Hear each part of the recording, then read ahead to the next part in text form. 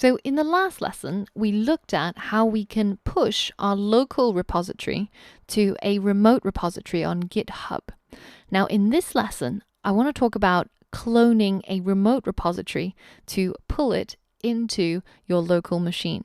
So this is called cloning, or the command would be git clone. And that is a way for you to pull down all of the commits and all of the versions of a particular remote repository and to store the files inside your working directory. So let's give it a go and see how it works in practice. So inside GitHub, if you search for open source iOS apps, you can actually see a collaborative list of really awesome open source iOS apps. So this is a place where you can browse by category and you can look at all the projects that people have made open source on GitHub. And you can maybe learn from how they format their code or how they write things. And it's a really, really good resource that I would recommend you to bookmark. So let's take a look at one of these projects so we can see their commit history so that we can clone it to our local machine. So this is a really cool repository. This is the game 2048 that this guy, Austin Jung, has created, and we can port it onto our own system and we can have a look at the code or simply run it and give it a go.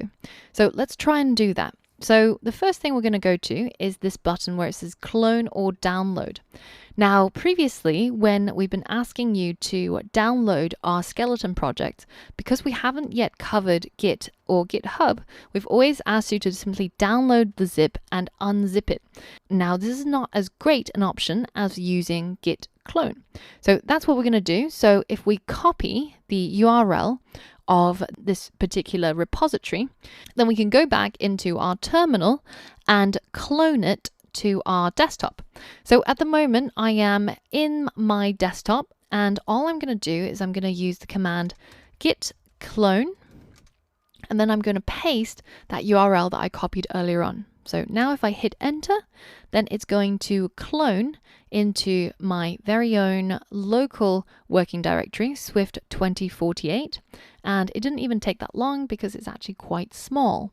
So now if I have a look at my desktop, I can see this folder. So this is the project that I've just cloned down from GitHub. So if you double click on it, then you can see all of the project files inside Swift 2048, as well as the Swift Xcode project. So let's go ahead and double click it to launch it, and let's see if it works. So I'm actually going to try and run it locally on my simulator. So I'm not going to change any of these things. Now, if you wanted to run this or anything that you clone from the from GitHub, then you obviously have to change your bundle identifier and also change your team. But right now, I'm not going to mess with it because I'm just going to run it in my simulator. So these things don't matter so much. All right, so here's the app, and I can already hit start game. So you can click and pull down to swipe down, and click to right to swipe right. And you can see that this is a beautiful implementation of the 2048 game. So it works absolutely perfectly. And if you decide to go ahead and change the bundle identifier and also add your team, then you can actually run it on your phone and play with it. But more importantly, you can have a look inside the code files and see how exactly did they achieve this, you know, what is their coding style, what are some of the things that they used to create this game. So that was a quick demonstration of git clone. And the other thing that you should realize is that once you've cloned a project and you cd into it, so let's go inside that project, you can also use git log to check out some of their previous commits. And you can see they've got all these commit messages that tell you what each commit was all about.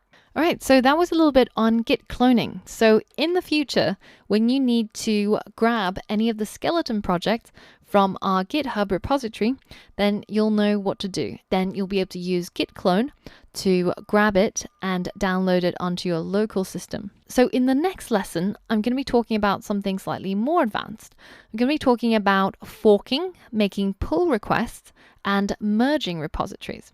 So all of that is yet to come. So I'll see you on the next lesson.